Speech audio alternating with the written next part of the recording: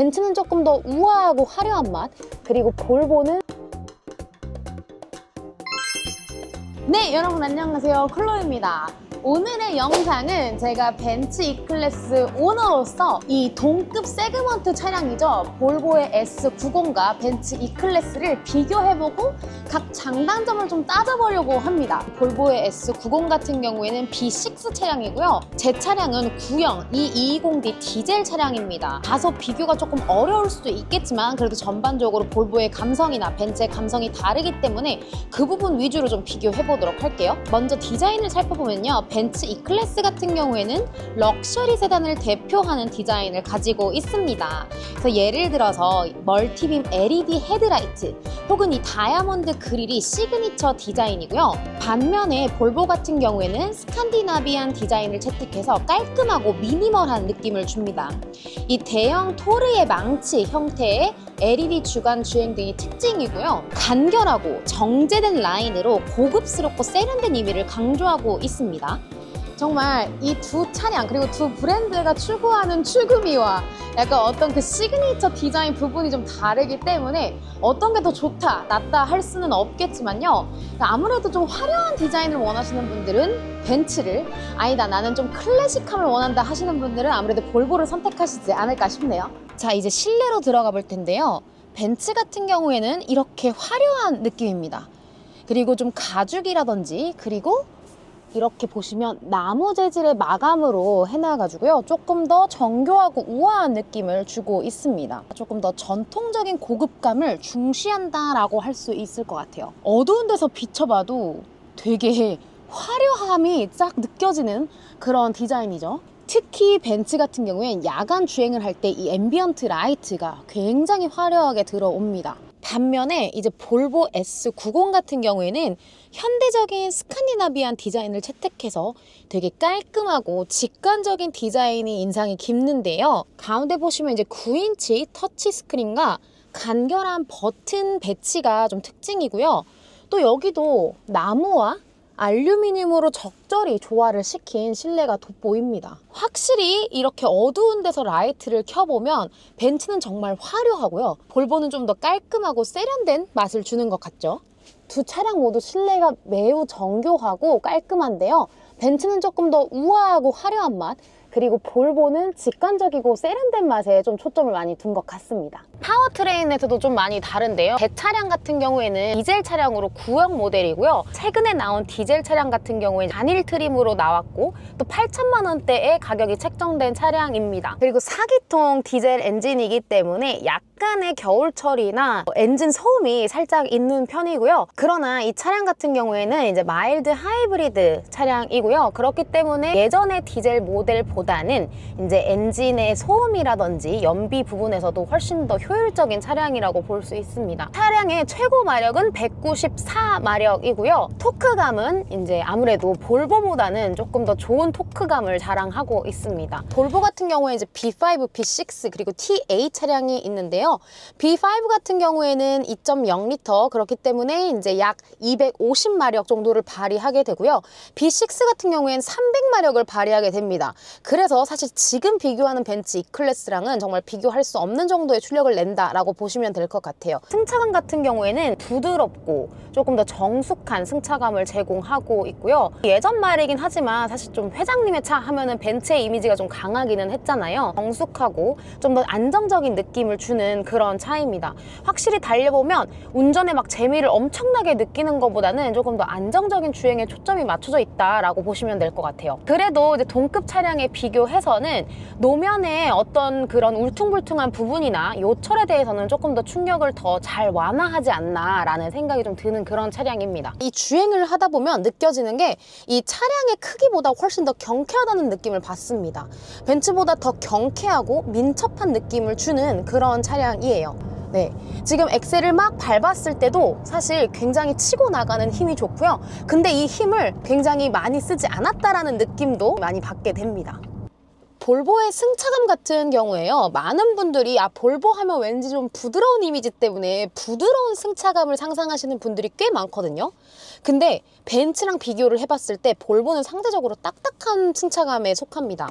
좀 딱딱하고 단단한 승차감을 꼽을 수가 있어요. 그렇기 때문에 이 승차감 부분에서도 엄청 안락하고 부드럽다라는 느낌보다도 조금 더 탄탄하게 받쳐준다라는 생각이 훨씬 더 많이 들어요. 제가 볼보 실차주분들한테도 들은 건데요. 이 볼보가 이 탄탄하고 단단한 승차감 때문에 이런 요철이나 노면의 어떤 상태에 있어서 조금 충격이 조금 더 있는 편이라고 합니다. 그래서 간혹 가다가 좀 놀라실 때가 있다고는 해요. 근데 물론 저도 그렇긴 하거든요. 제가 벤츠 E클래스 타면서 이 너무 심하게 파인 구간 이럴 때는 정말 깜짝깜짝 놀랄 때가 있어요. 근데 이제 실차주분들이 약간 생각보다 그런 부분이 좀 더 통통 튄다, 충격이 좀 들어오는 편이다 라고 하시는 것 같아요. 그래서 나는 좀 안락하고 부드러운 승차감을 원해 라고 하시면 벤츠가 맞고요. 아니다, 난 좀 탄탄하고 잡아주고 좀 오랜 시간에도 좀 단단하게 있을 수 있는 그런 승차감을 원해 라고 하시면 볼보가 맞습니다. 그리고 다음으로는 이 인포테인먼트에 대해서 비교를 해볼 텐데요. 사실 벤츠의 인포테인먼트는 엄청나게 흡족스러운 편은 사실 아닙니다. 벤츠 같은 경우 이제 MBUX 기반으로 하는 인포테인먼트를 사용하고 있고요. 무선 카플레이나 이런 것들이 제 차량은 안 되기 때문에 동구를 이용해서 이제 애플 카플레이를 사용하고 있고요. 네, T맵도 당연히 이제 카플레이를 통해서 이제 연결하고 있습니다. 음성 인식이 엄청 잘 되는 편은 아닌 것 같아요. 안녕 벤츠 하면은 이제 연결이 돼야 되는데, 네, 지금 연결이 안 되고 있죠. 안녕 벤츠. 안녕 벤츠. 이제 말씀해주세요. 네, 이렇게 한 2번 정도 불러야 인식을 할 때가 많더라고요. 이런 인포테인먼트는 다소 약간 부족하지 않나라는 생각이 들어요. 그리고 터치 패널을 통해서 인포테인먼트를 조작하게 되는데요.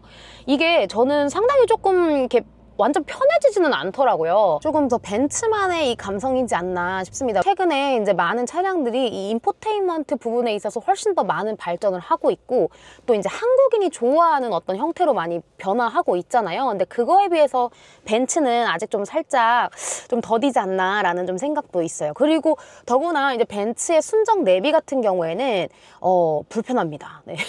굉장히 불편한 편에 속하기 때문에 저는 벤츠의 순정 내비는 정말 단 한 번도 사용한 적이 없고요. 거의 이제 애플 카플레이를 연결해서 그때 T맵을 사용하도록 합니다. 볼보의 인포테인먼트는 사실 최강이라고 할 수 있습니다. 이거는 벤츠가 와도 누가 와도 못 비빌 정도고요. 제가 실제로도 이제 볼보 차량을 많이 시승해 보면서 가장 부러운 것 중에 하나인데요. 아까 왜 제가 음성인식 벤츠에서도 해봤지만 볼보의 이 음성인식은 굉장히 잘 됩니다. 한번 해볼게요. 아리야. 네, 정말 인식을 잘해요. 조그맣게 얘기해도, 아니면 제가 흘러가듯이 얘기해도 다 인식을 합니다. 지금 이렇게 밑에 다 뜨고 있어요. 제가 하는 말이. 이렇게 볼보의 음성인식은 굉장히 잘 되는 편이고요. 또 인포테인먼트 또한 훌륭합니다. 계속해서 이런 업그레이드도 하고 있고, 또 고객들의 소리도 굉장히 많이 듣는 브랜드거든요. 또 한 가지 또 좋은 점은 순정 T맵이라는 거예요. 많은 수입차들이 최근 들어서 이제 인포테인먼트에 대한 부분을 좀 한국인의 필요성에 맞게 좀 변화하고 있는 부분이 분명히 있지만, 볼보는 진작부터 그렇게 해왔고요. 또 T맵이 순정으로 들어가져 있어서 어떤 수입차 내비보다 정말 편안하게 사용하실 수가 있습니다. 스크린이 이제 벤츠보다는 작긴 하지만요, 이 스크린이 의미가 없는 게 볼보는 음성인식으로 다 제어를 하게 되고, 또 거기다가 이 T맵 같은 경우에 이제 계기판에서 또 연동돼서 볼 수가 있거든요.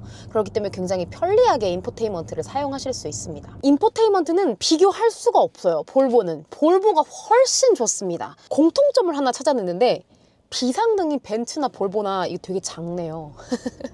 네, 공통점 찾아냈어요. 비상등이 두 개 다 굉장히 작은 버튼으로 되어 있습니다. 아, 이거 되게 웃기네요. 네, 사실 여러분, 그리고 이 E클래스나 볼보 S90이나 사실 많은 분들이 패밀리카 세단으로 많이 선택을 하시는 차잖아요. 뒷좌석 공간도 매우 중요합니다. 과연 E클래스 뒷좌석과 볼보의 S90 뒷좌석의 크기가 어떤지 제가 한번 체감을 해보도록 하겠습니다. 벤츠의 E클래스 뒷좌석에 차봤을 때는 무릎 공간이 대략 한 2개 정도 나오게 되고요.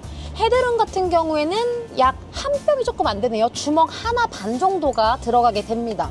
E클래스를 처음에 뽑았을 때 조금 놀랬던 점이 생각보다 동급 세그먼트 차량에 비해서 공간이 작습니다. 네, 그렇게 넉넉한 공간은 아니지만 그래도 아이들이 타기에는 충분한 차량이라고 볼 수 있습니다. 네, 그러면 이제는 볼보의 S90으로 넘어가서 뒷좌석 크기를 한번 체감해 보도록 할게요. 네, 이번엔 볼보 S90 뒷좌석에 앉아봤는데요. 와, 너무 차이가 많이 납니다. 아까 벤츠에서는 주먹 2개 정도 들어가는 크기였거든요. 이 레그룸 같은 경우에. 근데 지금은 주먹이 정말 제 주먹이 한 4개가 들어가는 사이즈예요. 이거를 정말 앞으로 당겨놓은 것도 아니고 제 운전석이랑 같이 맞춰놨거든요. 그랬을 경우에 레그룸이 이만큼이나 나옵니다. 헤드룸 같은 경우에는 한 주먹 하나 정도 들어갑니다. 그러니까 헤드룸 같은 경우에는 벤츠랑 크게 차이가 나는 것 같진 않지만 지금 레그룸의 공간이 정말 여유가 있다라고 보시면 될 것 같아요. 이렇게 기울여서 앉았을 때도 무릎이 안 닿는 정도니까 정말 벤츠보다 와, 이 체감상 정말 훨씬 넓다라고 볼 수 있을 것 같아요. 실제로도 이 볼보 S90 차량이 동급 세그먼트 차량 중에서도 뒷좌석이 굉장히 넓거든요. 네, 여러분 오늘 저랑 함께 제 차인 벤츠 E클래스와 볼보의 S90 차량을 간단하게 비교해보셨는데 어떠셨나요? 사실 이 벤츠 E클래스 같은 경우에 정말 전형적인 럭셔리 세단이라고 볼 수 있고 볼보 S90 같은 경우에는 조금 더 유니크하고 세련된 미를 자랑하고 있는 그런 세단입니다. 두 차량 모두 정말 훌륭한 차량이지만 개인적으로 이제 제가 실차주로서 정말 부러운 점은 아무래도 이 뒷좌석 공간이 매우 넓다는 점에 있는 것 같아요. 아, 그리고 인포테인먼트도 볼보가 훨씬 뛰어나다라고 개인적으로 확실하게 말씀드릴 수 있을 것 같습니다. 네, 여러분 오늘 영상 재밌게 보셨나요? 그럼 오늘 영상은 여기서 마무리하도록 하고요. 잊지 마시고 구독과 좋아요 눌러주세요. 여러분 저는 다음 영상에서 인사드릴게요. 안녕!